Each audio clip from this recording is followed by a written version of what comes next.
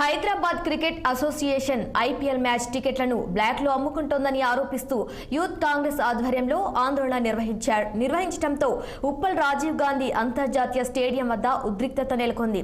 నేడు Sunrisers Hyderabad, royal challenge Bengaluru మధ్య జరిగే మ్యాచ్ టికెట్లను క్రికెట్ అసోసియేషన్ సభ్యులు బ్లాక్లో అమ్ముకుంటూ సొమ్ము చేసుకుంటున్నారని యూత్ కాంగ్రెస్ శ్రేణులు ఆందోళనకు దిగారు.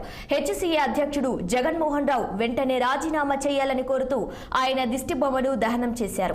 ఈ సందర్భంగా ఆందోళనలో పాల్గొన్న యూత్ కాంగ్రెస్ అధ్యక్షులు శివసేనారెడ్డి ఇతర సభ్యులను రాచకొండ పోలీసులు అరెస్టు చేసి పోలీస్ స్టేషన్ కు తరలించారు.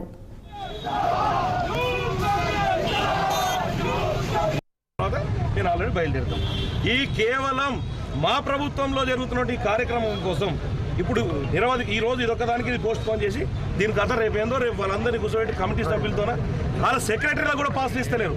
హైదరాబాద్ ఎవరైతే క్రికెట్ అసోసియేషన్ మెంబర్స్ కూడా పాసులు అంతలేదు. చాలా మందికి క్లబ్ మెంబర్స్ కూడా ఫోన్ చేసి అన్న సార్ మాకు కూడా పాసులు వస్తలేవు, ఏం జరుగుతుందో అర్థం అవుతలేదు అని పరిస్థితి ఉంది. మళ్ళీ క్లబ్ మెంబర్స్కి ఇవ్వకుండా ఆ కాంప్లిమెంటరీ పాసులు ఏం చేస్తున్నారు? మరి దయచేసి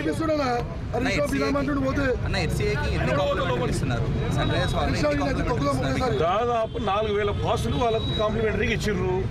ఆ 4,000 పాసులను క్లబ్ మెంబర్స్ కానీ, కొద్దిగా ప్రముఖులకు కానీ, ఇక్కడ ఉన్నటువంటి సర్వీస్ చేసే పత్రికా మిత్రులకు కానివ్వండి, కొంత పోలీస్ డిపార్ట్మెంట్ అంటే ఇక్కడ ఎవరెవరైతే వర్క్ చేస్తున్నారో వాళ్ళకి కాంప్లిమెంటరీ పాసులు ప్రముఖులకు అందరికి ఇచ్చే ఒక ఆనవాయితీగా ఉన్నది. అది వీళ్ళు బ్లాక్ దాంతో పెట్టుకొని బ్లాక్లో అమ్ముకోవడం మొదలుపెట్టింది. అది కరెక్ట్ కాదని చెప్తున్నాం. దాంతో పాటు కూడా ఆధార్ కార్డు పెట్టి ఒక ఆధార్ కార్డుకి ఎవరు ఒక ఆధార్ కార్డుకు ఒక 2, 4 ఇస్తారు.